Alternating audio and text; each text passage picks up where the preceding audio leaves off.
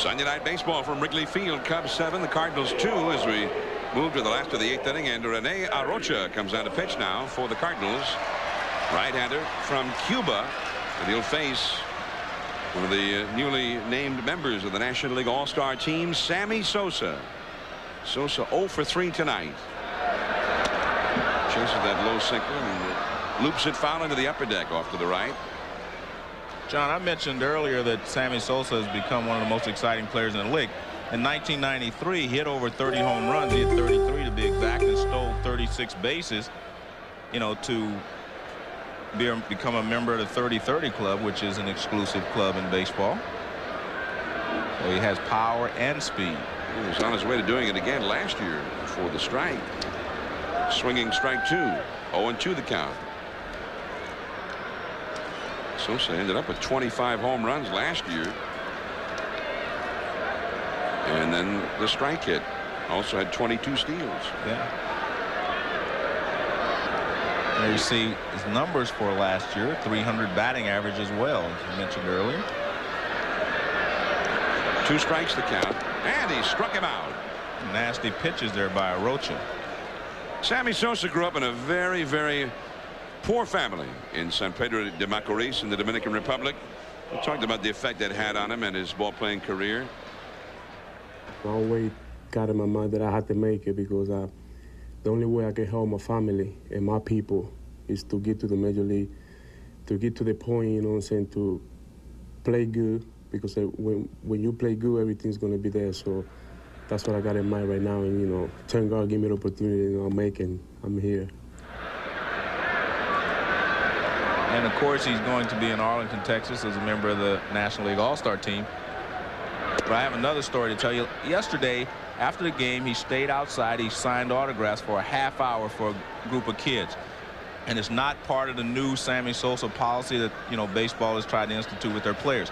I saw him do it last year, July 4th, when Chris Berman and I were here doing a ball game. We went outside before we left, and Sosa sat out there around his car with a bunch of kids and signed autographs that day for about a half hour. So he is very sincere in his relationship with the fans here in Wrigley Field and in Chicago. And although Sammy Sosa is only 26 years of age, keep in mind, right, he signed a contract and came to the United States to play when he was 16 years old. Yeah. Didn't speak the language and was far from home in a new culture.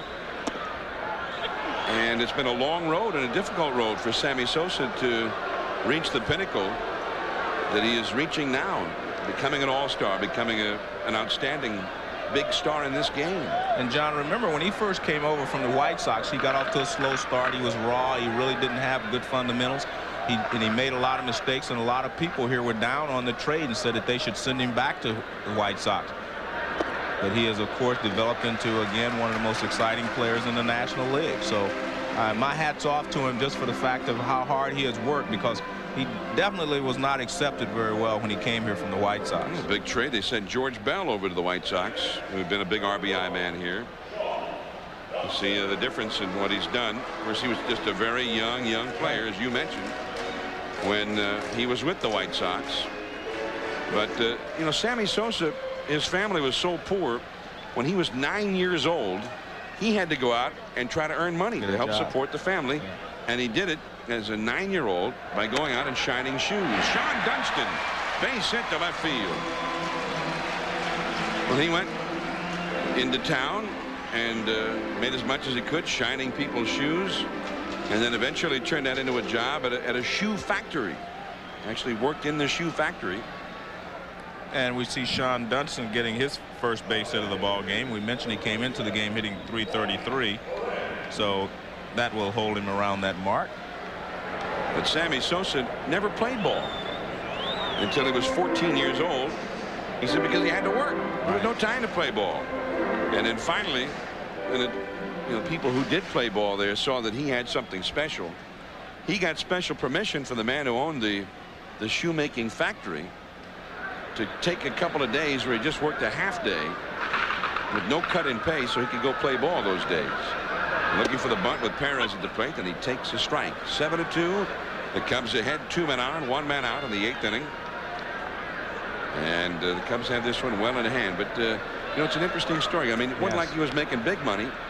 He said the kind of ball he really played until that time was after work on the streets with other kids. They'd get a sock, tape it up like a ball, get a broom handle, and sort of play something like akin to street ball on the streets of San Pedro de Macorís. And then all of a sudden he signed when he's 16. As he told us, Joe, came to this country, he couldn't even he couldn't even order a meal in a coffee shop with his teammates. And sometimes I think we forget how difficult it is, you know, for some of these players who come over from Dominican and from other, you know, countries to play here. And that language barrier is a big barrier to overcome, and to be trying to play baseball at the same time, learn how to play. And he foul tipped that bunt for strike 3. And, you know, I can relate maybe a little better with it because Tony Perez, who is one of the greatest players, you know, to play Major League Baseball, he had the same problem when he came over from Cuba. He said he ate chicken every day because he could say chicken. He knew that's the only way he could order. And, of course, Tony Perez has grown into just a great person here in the United States, and speaks good English now, and, you know, is a great part of the Marlin franchise. So hopefully that'll happen to Sammy Sosa. He'll become a very big part of the community here in Chicago. Scott Service, the hitter. He's been on base or somehow involved in the offense all night. He had a sacrifice fly in the 2nd. He walked and scored in the 5th. Reached on an error in the 7th and scored. So he scored 2, driven home 1, and he doesn't even have a hit. He's 0 for 1. 2 on, 2 out in the 8th inning. So he scored 2, driven home 1, and he doesn't even have a hit. He's 0 for 1. 2 on, 2 out in the 8th inning. And that's a called strike.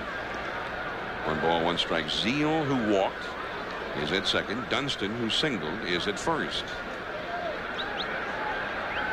Bullitt on deck. He would be next.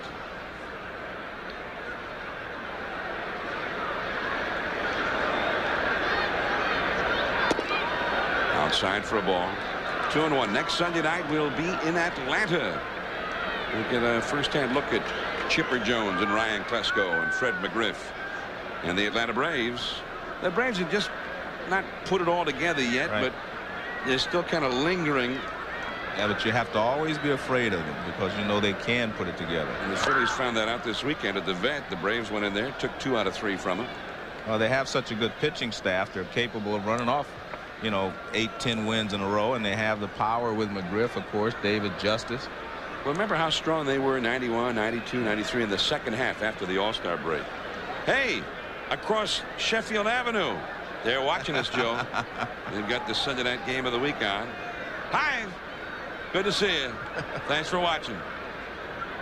Next Sunday hey, that's 6:56 Central, guys. We'll be checking on you. 9th inning coming up as Service goes down on strikes. 7-2. The Cubs lead the